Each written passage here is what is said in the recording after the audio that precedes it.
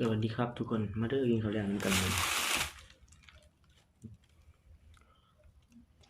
ได้ตำบักแตงกับสมปลามื้อนี้พี่น้อง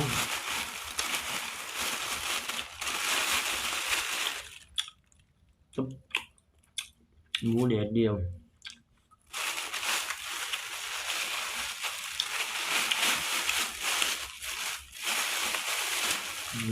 สมปลาให้ชื่อเป็นกระเทียมพุ่นแหละมันก็ได้กินครับกินแบบฟ้าว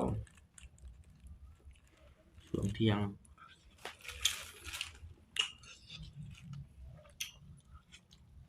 เอามาเรื่องกัน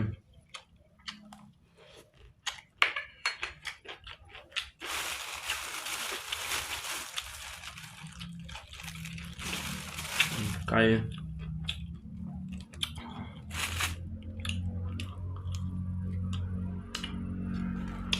เนี่ยน้องแกงใหม่อยู่นี่ขอแห้งอดบ่ไว้ขอขึ้นมากินก่อนมาครับ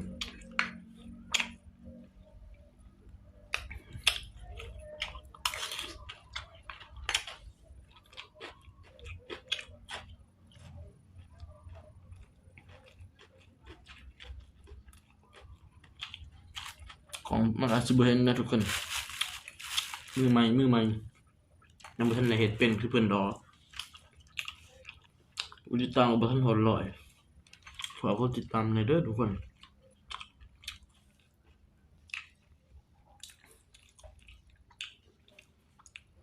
ถ่ายแต่รูปงานกับ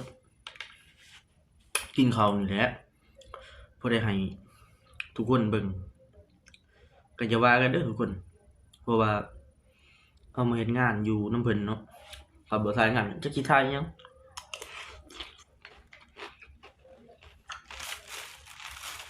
เฮ็ดหมู่เฮ็ดไปเฮ็ดนำหมู่นั่นแหละคนเฮา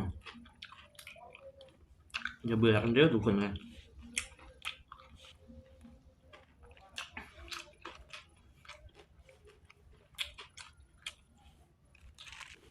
เดี๋ยวได้กับฝากทุกคนกดติดตามกดไลค์กดแชร์ให้เด้อกลับไปบ้านผมเดี๋ยวผมสิรับรองเด้อสิบ่ถ่ายแต่แนวเก่าให้ทุกคนได้เบิ่ง พาขึ้นเขานั่นก็คือประเทศลาวเนาะทุกคนเนาะมาเฮ็ดงานอยู่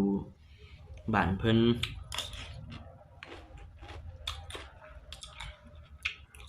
อาศัยอยู่นำเพิ่น